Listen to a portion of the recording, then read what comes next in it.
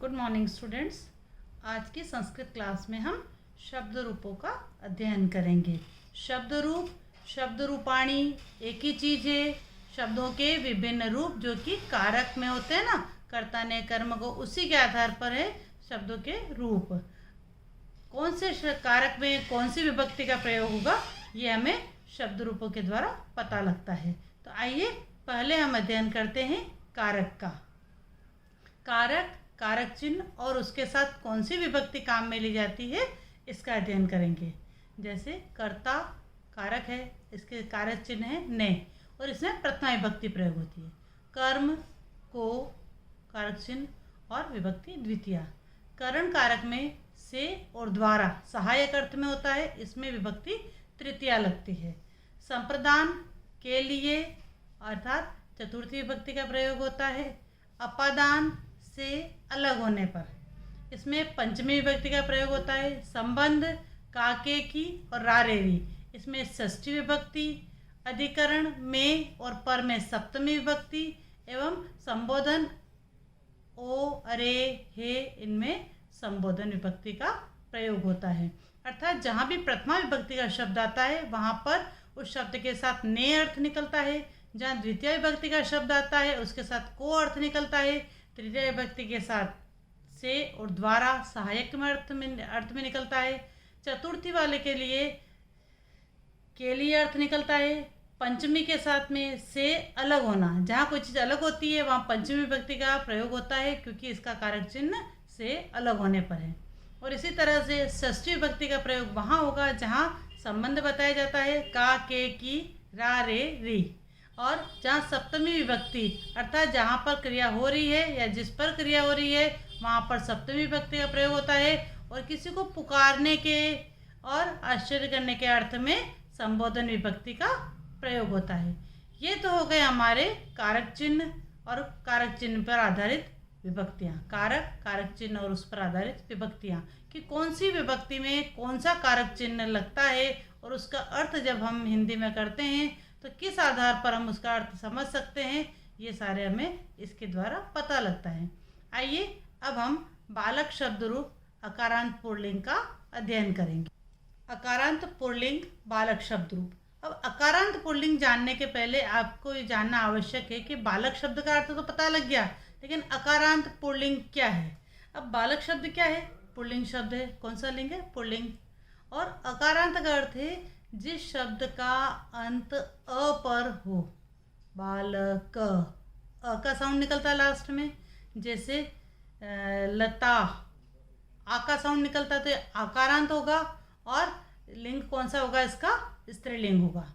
जैसे फलम, फलम में अ का साउंड निकल रहा है तो ये भी अकारांत है और नपुंसक लिंग है।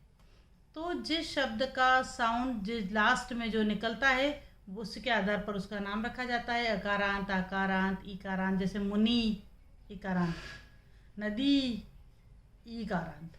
तो इसी आधार पर ये पहचान की जाती है। आइए अब हम अध्ययन करते हैं शब्द रूपों का। सबसे पहले हम देखेंगे विभक्ति और वचन। सबसे पहले वचन तो तीन प्रकार के आपको पता ही है, एक वचन, द्विवचन, बहुवचन। और विभक्तियाँ जो भी हमने कारक के साथ में पढ़ी थी, प्रथमा, द्वितीया, तृतीया, चतुर्थी, पंचमी, षष्ठी, सप्तमी और संबोधन। अब देखेंगे शब्दों के रूप। बालकः, बालकौ, बालकाः, प्रथमा। देखो इसका उच्चारण जब हम करते हैं ना, जब हम इसको बोलते हैं, याद करते हैं, ये एक कविता के रूप में भी हमें जल्दी याद हो जाता है। तो एक बार हम इसको समझ लेते हैं, फिर हम इसको कविता के रूप में याद करेंगे। बालकः, बालकौ, बालकाः, प्रथमा। विभक्ति लास्ट में बोलते हैं। बालकम, बालकौ, बालकान, द्वितीया। बालकेन, बालकाभ्याम, बालकेई, तृतीया। बालकाय, बालकाभ्याम, बालकेभ्य, चतुर्थी। बालकात्, बालकाभ्याम, बालकेभ्य, पंचमी। बालकस्य, बालकयोः, बालकानां, षष्ठी। बालके, बालकयोः, बालकेषु, सप्तमी। हे बालक, हे बालकौ, हे बालकाः, संबोधन। अब एक बार हम इसका अर्थ कारक के आधार पर समझते हैं। देखो, बालकः, बालकौ, बालकाः, प्रथमा। अब प्रथमा में हमें पता है कि कर्ता कारक होता है तो ने अर्थ निकलेगा इसमें, ने कारक चिन्ह। एक बालक ने, एक वचन के लिए बालकः, एक बालक ने, बालकौ, दो बालकों ने, बालकाः, बहुत से बालकों ने। बालकम, एक बालक को, बालकौ, दो बालकों को, बालकान, बहुत से बालकों को।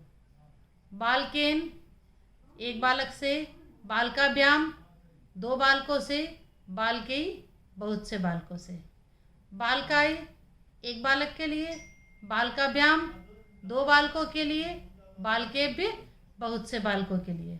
बालकात, बालक से अलग होने पर, बालकाभ्याम, दो बालकों से अलग होने पर, बालकेभ्य, बहुत से बालकों से अलग होने पर। अब षष्ठी विभक्ति, बालकस्य, एक बालक का, बालकयोः, दो बालकों का, बालका नाम, बहुत से बालकों का। बालके, एक बालक में या पर, बालकयोः, दो बालकों में या पर, और बालकेषु, बहुत से बालकों में या पर। और लास्ट संबोधन, हे बालक, पुकारने के अर्थ में, एक बालक को पुकारना तो हे बालक, दो बालकों को पुकारना तो हे बालकौ, और बहुत से बालकों को पुकारना हो तो हे बालकः। अब हम इसको कविता के रूप में एक बार पहचान लेते हैं। कैसे इसको याद करेंगे? बालकः बालकौ बालकाः प्रथमा, बालकं बालकौ बालकान् द्वितीया, बालकेन बालकाभ्यां बालकैः तृतीया, बालकाय बालकाभ्यां बालकेभ्य चतुर्थी, बालकात् बालकाभ्यां बालकेभ्य पंचमी, बालकस्य बालकयोः बालकानां षष्ठी, बालके बालकयोः बालकेषु सप्तमी, हे बालक, हे बालकौ, हे बालकाः। संबोधन। जब हम इसको कविता के रूप में गाकर याद करते हैं तो हमें शब्द रूप जल्दी याद होते हैं, और शब्द रूप याद करने का सही तरीका भी यही है कि हम इसको गाकर याद करें। जब चीज़ गाकर याद की जाती है, पद्यात्मक रूप में हो जाती है, तब वह चीज़ आसानी से याद हो जाती है।